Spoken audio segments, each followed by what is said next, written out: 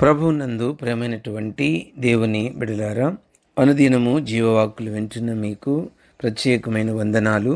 మనము గలతీ పత్రిక 4వ అధ్యాయం 8 నుంచి 20 వచనాలలో గలతీల కొరకైన పౌలు శ్రద్ధ అన్న అంశంలో గతంలో మనము 14వ వచనం వరకు ధ్యానం చేశాం. ఈరోజు 15-16 వచనాలు గమనిద్దాం. ఇక్కడ రాయబడిన మాటలు: మీరు చెప్పుకున్న ధన్యత ఏమైనది?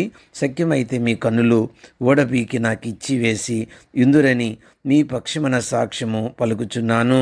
దేవుని బిడ్డలారా, ఆ దినాలలో పౌలు ప్రకటించినటువంటి సువార్త విషయంలో వారు పౌలును ఎంతో ప్రేమించారు. అయితే అక్కడ ఈ పౌలు పలికినటువంటి మాట ఏంటంటే, ధన్యత అంటే యేసుక్రీస్తు నందు విశ్వాసము ద్వారా వారికి కలిగినటువంటి రక్షణ ఆనందమే గొప్ప ధన్యత అనే పదాన్ని ఉపయోగిస్తూ ఈ పదాన్ని పౌలు వారికి జ్ఞాపకం చేస్తూ ఉన్నాడు.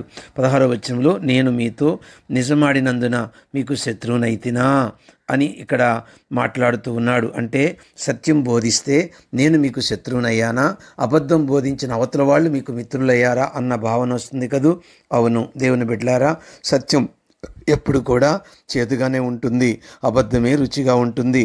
కాబట్టి అబద్ధాల బోధను వినక, అసత్య బోధను వినక, సత్య బోధను విని సత్యవాక్యమందు నిలిచి సత్యములో ఫలించి సత్యములో ఎదిగేటట్లు ప్రతిరోజు సత్యములో కట్టబడేటట్టు దేవుని మీద ఆధారపడమని ప్రభు పేరిట మీకు మనవి చేస్తున్నాను.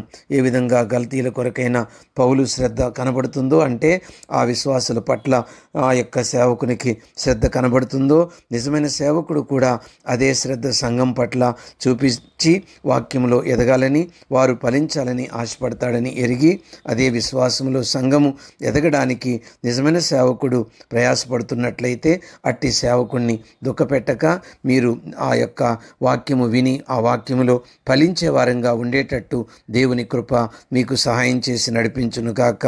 Amen. May God bless you all.